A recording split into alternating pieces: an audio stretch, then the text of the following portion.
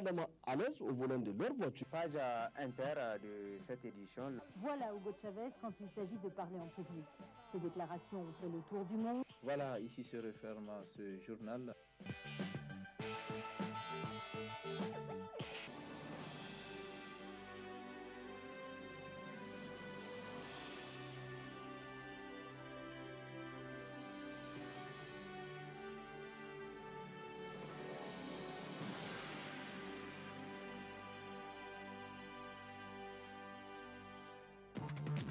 Réunion hier du Conseil des ministres sous la présidence du chef de l'État et président du Conseil des ministres, Elhadji Issoufou Mahamadou. Plusieurs communications et des mesures nominatives ont été prises à l'issue de ce conseil. Écho dans ce journal. La ministre déléguée du plan de l'aménagement du territoire et du développement communautaire a entrepris une série de visites dans les 5 arrondissements communaux ainsi qu'au gouvernorat de Niamey. Les détails dans un instant. Mesdames, Messieurs, bonsoir et merci d'être avec nous pour cette grande édition d'information sur Dunia TV. Comme annoncé, le Conseil des ministres s'est réuni en session ordinaire hier matin dans la salle de délibération sous la présidence du président de la République, Issoufou Mahamadou. Après examen de points inscrits à l'ordre du jour du Conseil, le Conseil a donc adopté des projets de textes, entendu plusieurs communications et procédé à des nominations. Le point avec Rachida Altine. Au titre du cabinet du Premier ministre, le Conseil des ministres a examiné et adopté le projet de décret complétant le décret du 20 décembre 2013 portant code des marchés publics et des délégations de services publics, déterminant ainsi les fautes et les sanctions applicables en matière de marchés publics et des délégations de services publics. Avec l'adoption de ce décret, le gouvernement vient de mettre à la disposition de l'Agence de régulation des marchés publics un cadre juridique approprié pour la gestion des marchés publics et les délégations de services publics au Niger, afin de créer un cadre juridique concerté entre la République du Niger et la République d'Italie en matière de sécurité, notamment dans les domaines de lutte contre la criminalité organisée, le terrorisme, l'immigration clandestine et la traite des êtres humains. Le Conseil des ministres a étudié, au titre du ministère des Affaires étrangères, de la coopération, de l'intégration africaine et des Nigériens à l'extérieur, le projet d'ordonnance autorisant la ratification de l'accord de coopération en matière de sécurité entre la République du Niger et la République d'Italie, signé le 9 février 2010 à Niamey. Cette concertation va s'effectuer notamment à travers l'échange d'informations à caractère opérationnel, ayant pour fin l'identification et la localisation de personnes, objets et argent liés aux activités de trafic illicite de stupéfiants et substances psychotropes. L'échange d'expériences et de mesures adaptées pour prévenir la consommation de stupéfiants et de substances psychotropes, l'échange rapide d'informations détaillées concernant les techniques et modes opératoires de réseaux criminels, l'échange d'informations sur le flux d'immigration clandestine et sur les modalités de voyage et les itinéraires empruntés, l'échange d'informations sur les activités, la composition, les méthodes et stratégies des organisations et groupes criminels se livrant à l'aide à l'immigration illégale et la traite d'êtres humains, l'échange d'informations sur le trafic illicite d'armes, de munitions, de matériel explosif ou nucléaire et le trafic de véhicules volés, l'échange d'informations sur le trafic illicite d'œuvres d'art et d'antiquités, d'œuvres culturelles et historiques, de métaux précieux et d'autres matériaux, les rencontres de formation. Il y a lieu de rappeler que le Niger et l'Italie entretenaient déjà d'importantes relations en matière de sécurité dans le cadre des conventions internationales auxquelles font partie les deux États.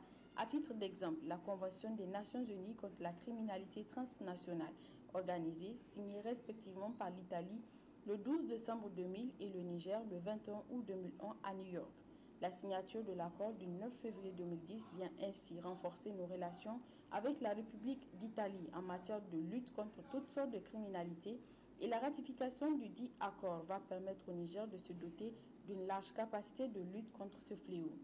Le Conseil a également adopté le projet d'ordonnance autorisant la ratification du contrat de prêt concessionnel gouvernemental GCLNO signé le 13 novembre 2013 à Niamey entre la République du Niger et l'Import-Export Bank Exim Bank de Chine d'un montant de 36 294 456 000 francs CFA relatif au financement du projet de construction de la ligne de transport d'électricité d'une puissance de 132 kW sur le trajet Sora-Zender et Maradi-Malbaza.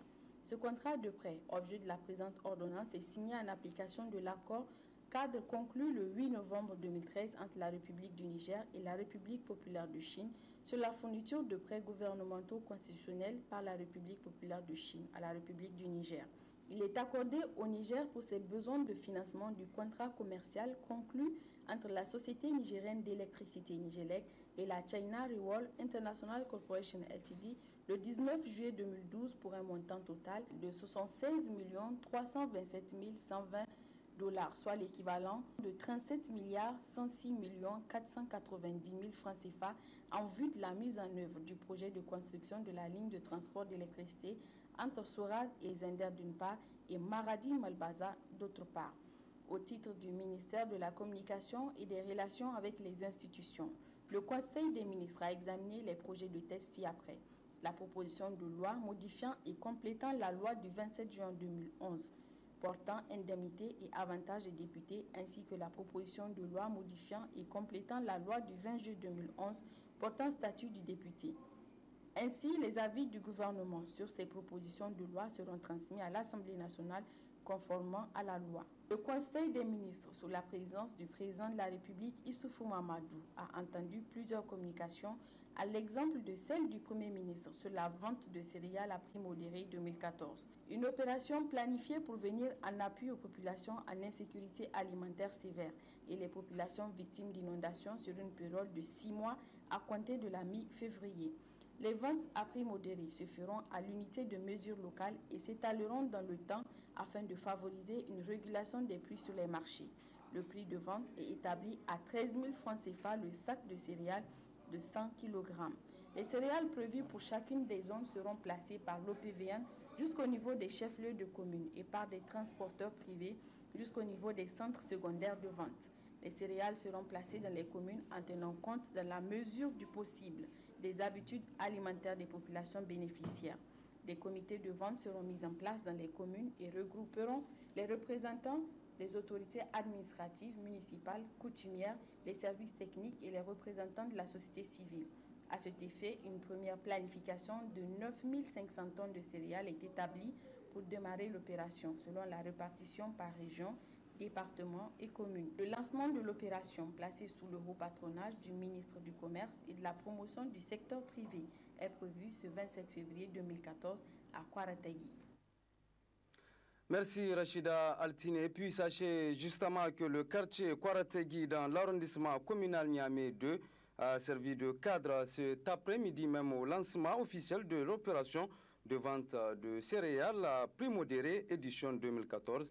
Et c'est la ministre de l'Artisanat et du Tourisme assurant l'intérim de celui du Commerce qui a présidé à la cérémonie de lancement. Nous y reviendrons plus en détail dans nos prochaines éditions.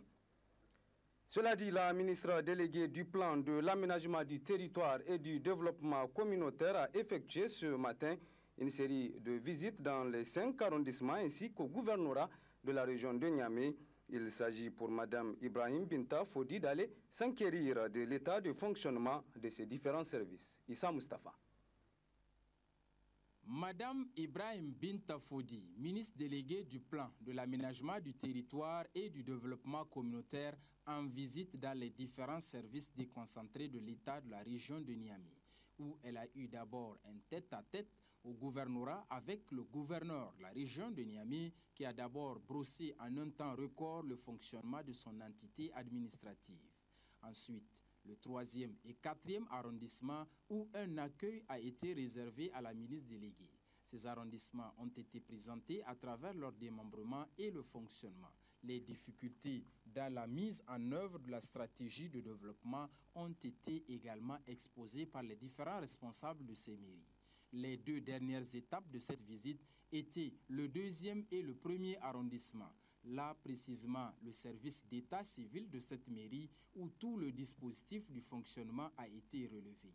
La ministre Binta Fodi a pris acte et compte relever ce défi, ce qui est d'ailleurs un des objectifs de cette visite de prise de contact. Je viens de visiter les 5 arrondissements de Niamey et cette visite rentre dans le cadre de la prise de contact avec les nos agents, nos services déconcentrés et voir les conditions dans lesquelles ils vivent, comment ils collaborent avec les différents services communaux. Donc, la première impression que j'ai avec cette visite, c'est que vraiment la collaboration avec les services déconcentrés du ministère du Plan se passe très bien. Et le seul problème que nous avons constaté, c'est que ces services n'ont pas de locaux propres. Donc, ils cohabitent avec les services des arrondissements. Les locaux sont très exigus et ils ont aussi le problème du matériel, moyen de travail, pour pouvoir assurer leur rôle de coordination des actions de développement au niveau du concentré. Donc voilà ce qu'on a vu lors de cette première sortie. Je ne peux pas dire que je peux dans l'immédiat faire quelque chose, mais je vais voir dans le meilleur des possibles ce que nous pouvons faire au niveau des ministères. Mais la visite va se poursuivre au niveau des autres régions pour faire une situation globale. Voici donc ce qu'il faut retenir de cette première visite de la ministre déléguée du Plan de l'aménagement du territoire et du développement communautaire en 6 étapes à Niamey afin d'assurer une bonne politique des services déconcentrés de l'État pour un développement durable. Sur un tout autre plan, début ce matin à Niamey, des assises du premier conseil syndical ordinaire du syndicat des travailleurs de la sécurité sociale en abrégé STRAS, et des assises qui dureront 48 heures et qui permettront aux membres du dit syndicat de dégager une feuille de route qui fera de la CNSS une institution qui satisfait au mieux du moins les besoins de ses assurés, n'est-ce pas, Isidore Banaba? Le syndicat des travailleurs de la sécurité sociale STRAS tient, par la présente assise, son premier conseil syndical ordinaire sous le signe de la responsabilité du délégué syndical dans l'amélioration de la qualité de prestation des services de la Caisse nationale de sécurité sociale. Une manière pour le STRAS de mettre au centre des débats de cette rencontre la recherche des voies et moyens qui permettront à la Caisse d'atteindre les objectifs du millénaire pour le développement. Pour faire un bilan rétrospectif de nos actions, dégager les points forts, recenser les faiblesses et proposer des actions concrètes. À l'heure où toutes les actions doivent converger vers les objectifs du millénaire, notre syndicat, sans négliger les intérêts matériels et moraux de ses militants, doit être un syndicat de développement avec des propositions constructives. C'est dire que le STRAS, à travers ce conseil syndical, veut appeler ses membres à mesurer la dimension de leur rôle afin de permettre à la Caisse nationale de sécurité sociale de satisfaire les besoins de tous les assurés. Une vision saluée par le représentant du ministre de l'Emploi. Cette activité, avec donc ce thème central, moi je la vois comme en fait une activité d'éducation ouvrière, parce que c'est aussi ça le rôle du syndicat. Mais ce que vous êtes en train de faire aujourd'hui participe vraiment du syndicalisme de développement. Vous avez parlé de la qualité, de l'amélioration donc de la qualité de prestation des services. Donc c'est vraiment une activité qui participe du syndicalisme de développement. Durant 48 heures, les membres du syndicat des travailleurs de la sécurité sociale mèneront des réflexions allant dans le sens d'améliorer le cadre de travail du personnel de la Caisse nationale de sécurité sociale.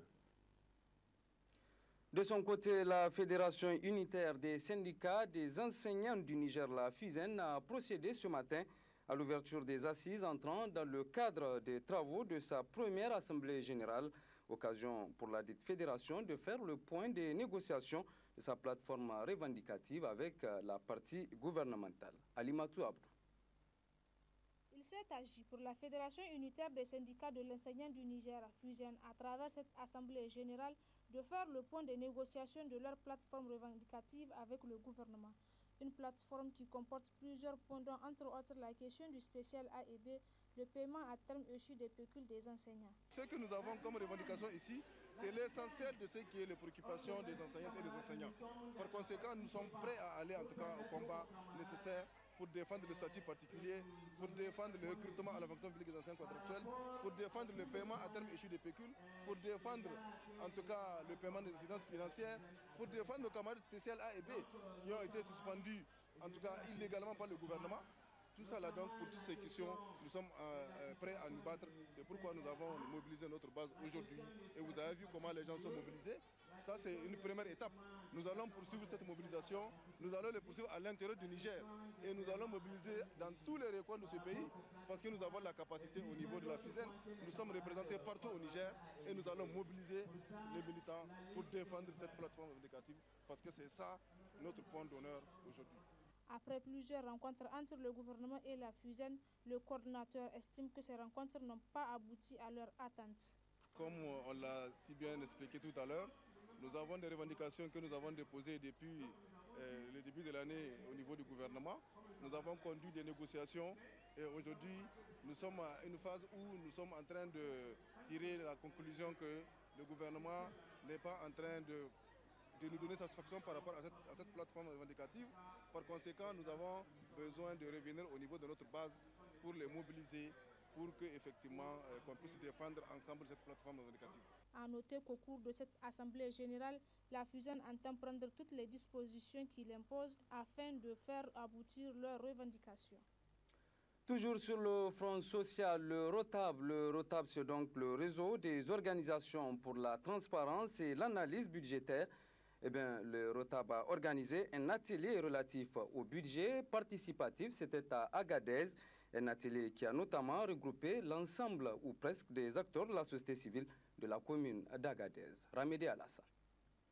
En revue les différentes étapes du budget participatif, notamment sa conception, sa mise en œuvre ou son évaluation. Telle est la substance d'un atelier organisé par le ROTAB et qui aura duré 2 jours dans la grande salle de réunion de la mairie d'Agadez.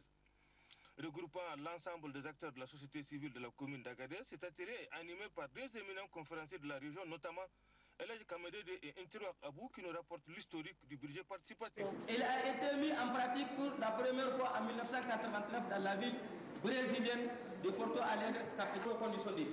Mais on ne peut le faire qu'avec vous, parce que c'est vous qui connaissez ce que vous voulez.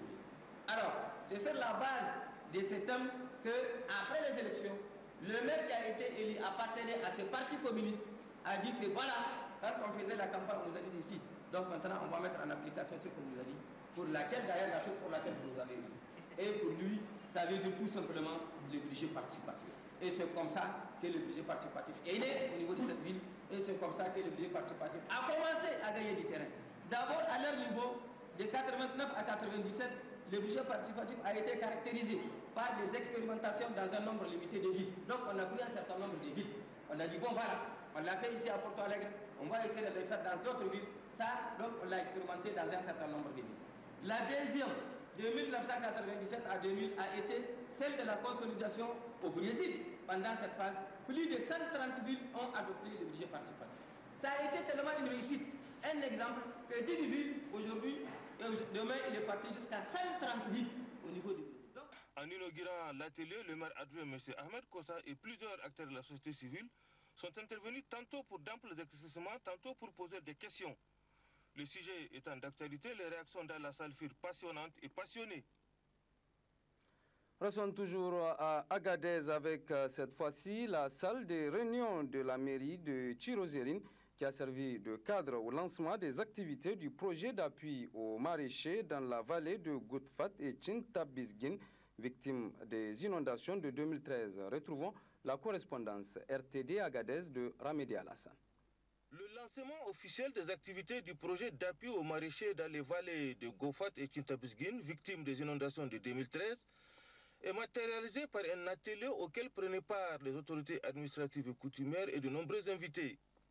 Plusieurs interventions ont marqué cette cérémonie. Nous citerons celle du maire adjoint de la commune, celle du chargé de programme Oxfam, celle du président de l'ONG AIP Takat et celle du préfet du département de Chirozérine.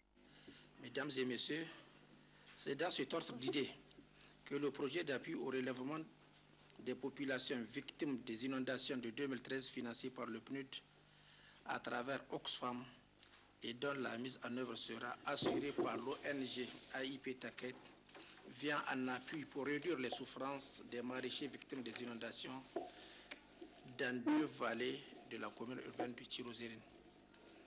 Mesdames et messieurs, à travers ce projet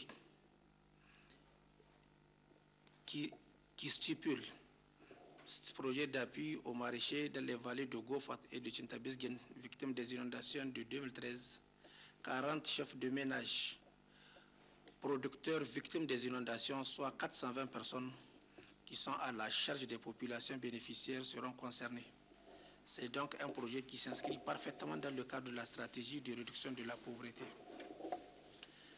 La présente cérémonie qui consacre le lancement officiel des activités du projet d'appui aux maraîchers dans les vallées de Gofat et Tintabisguine, victimes des inondations de 2013, sera suivie de la phase d'identification des bénéficiaires à laquelle prendront part le membre du comité sous-régional de prévention et de gestion des crises alimentaires, le représentant de la mairie, le représentant des communautés bénéficiaires et les équipes AIP Taquet et Oxfam. Prévu pour une durée de 3 mois, ce projet vient renforcer les actions de relèvement au bénéfice des 40 ménages de producteurs maraîchers les plus affectés par les inondations de 2013. Cela en leur fournissant des semences, des fertilisants, des pesticides et des moyens d'exor. Ce qui pose la question du repérage des personnes cibles. Dans le cadre du ciblage que nous allons faire, parce que nous n'avons pas encore fait le ciblage dans le cadre de ces projets, mais nous comptons bien les faire bientôt dans les jours à venir. Donc le ciblage, comme on l'avait dit tout à l'heure, va concerner les 40 ménages. Et ces 40 ménages, nous avons établi au préalable des critères. Donc ces critères sont entre autres, n'est-ce pas, donc des maraîchers victimes, réellement victimes des inondations, donc des maraîchers également qui ont des charges, donc vraiment des charges de famille, n'est-ce pas, des producteurs également qui n'ont pas bénéficié des appuis du même genre également, donc entre autres quoi, vraiment voilà les quelques critères que nous allons enrichir tout de suite à la sortie de cet atelier en collaboration avec les autres acteurs, à savoir le comité sous-régional de prévention des crises alimentaires, les bénéficiaires, les représentants des bénéficiaires qui sont là et puis les services techniques. À travers ces projets, Oxfam vient une fois de plus apporter un soutien vital à des populations durement affectées par les aléas du climat et des intempéries. Ceci avec le soutien du PNUD et le concours précieux de l'ONG Appui aux initiatives paysannes AIP Taquet. La vieille ville d'Agadez, inscrite justement sur le registre de la liste du patrimoine mondial de l'Organisation des Nations Unies pour l'éducation, la science et la culture UNESCO. Mais qu'est-ce que cela signifie pour la ville d'Agadez en particulier et le Niger en général? Élément de réponse dans ce reportage signé Al-Mokhtar Kaini. Située au nord du Niger, la ville d'Agadez compte un peu plus de 123 000 habitants, parmi lesquels on y trouve toutes les communautés avec pour dominance les Tamashek, les Hausa et les Songoï, en illustrent certains quartiers de la ville comme Amarwat, Katanga et Hougoubéré. Les quartiers sont placés sous l'autorité de Gontos, chef de quartier, qui joue le rôle d'intermédiaire entre le sultan et les habitants. Le centre historique d'Agadez, appelé la Vieille Ville, est composé entre autres de mosquées, des édifices. La Vieille Ville est inscrite sur le registre de la liste du patrimoine mondial de l'humanité UNESCO le 22 juin 2013. C'est cela que nous explique le directeur de la cellule de conservation et de soutien de la vieille ville d'Agadez. Cette inscription, il faudrait que c'est un long processus, parce que c'est depuis 2002 que le processus a été engagé. Et cela vise tout simplement à être en parfaite cohésion avec la Convention de 1972. Donc c'est cette convention-là qui demande à chaque partie qui a signé la Convention donc, de préparer un certain nombre de dossiers relatifs à leurs biens culturels et naturels. Et c'est pourquoi nous, ici au Niger, nous avons fait une liste indicative qui comprenait 18 éléments naturels et culturels, dont le centre historique de la vieille ville d'Agadez. Donc pendant 10 ans, le dossier a été préparé en parfaite collaboration avec la population pour également décrire la portée historique et la portée géographique du site, mais également développer un certain nombre de critères qui sont contenus donc, dans cette convention-là. Donc il y a un certain nombre de 10 critères que l'UNESCO propose. Mais si vous satisfaites à un de ces 10 critères, donc on peut vous accepter sur la liste du patrimoine mondial. En ce qui concerne Agadez, la vieille ville d'Agadez, nous avons donc répondu à 2 critères. Donc le critère qui est relatif à l'architecture interne, parce que la vieille ville d'Agadez est composée de 11 quartiers, et dans l'ensemble de ces 11 quartiers-là, quand vous prenez plus de 95% de l'architecture, elle est faite en terre cuite. Et surtout, les éléments les plus symboliques, c'est surtout le minaret de la grande mosquée qui fait 27 mètres, qui est l'un des plus hauts minarets du monde, qui est fait entièrement en terre crue. Il y a également le palais, et ces minarets-là et ces palais, ce sont des édifices qui existent depuis le 15e, 16e siècle, donc depuis, on peut dire, la création et l'installation du sultanat de l'Aïr ici à Agadez. Agadez constitue un symbole très fort pour l'identité nationale. Sa vieille ville est un témoin essentiel de l'histoire toute particulière de la région de l'Aïr et de l'ensemble du Niger.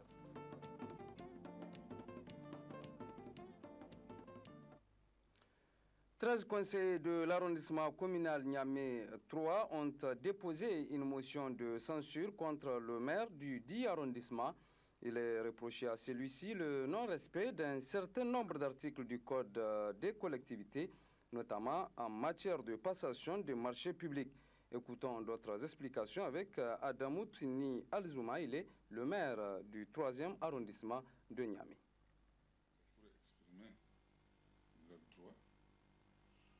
Car l'article 66 du Code général des collectivités territoriales stipule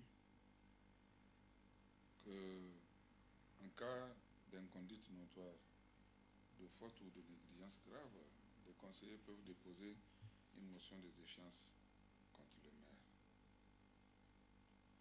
Donc ils nous reprochent certains greffes, notamment la disparition d'un registre contenant 400 volets d'actes de naissance, la non-soumission de certaines délibérations du conseil de l'arrondissement communal à la ville de Niamey pour approbation, le non-respect de la procédure de passation de marché. Aussi, il reproche la violation de certains articles du Code général des collectivités territoriales et non-respect du règlement intérieur quant à la tenue des différentes sessions du Conseil. Je peux vous dire que nous avons été élus le 14 juillet 2011 par 23 voix pour, 1 contre, une abstention. Donc c'est les 25 conseillers. Donc nous sommes un maire élu de toutes les sensibilités politiques de notre commune.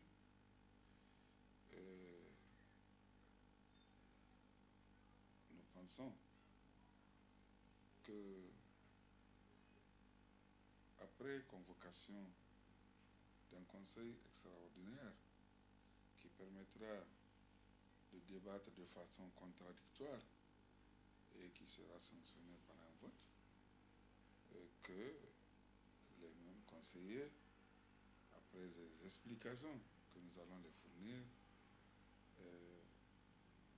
vont nous garder pour pouvoir continuer à travailler dans l'intérêt des populations de l'arrondissement communal Niamey 3 en particulier et de tous les Nigériens en général, ou aussi nous débarquer. Donc vraiment au moment opportun, nous allons vous tenir au courant de la tenue du conseil extraordinaire et les débats vont être tenus. Nous allons leur donner nos raisons et je crois que nous n'allons pas faire de polémique. Nous pensons nous arrêter pour le moment Voilà, point final de cette édition d'information. Merci à vous de l'avoir suivi et passé d'excellents moments en compagnie des programmes de la télévision Dunia. Au revoir.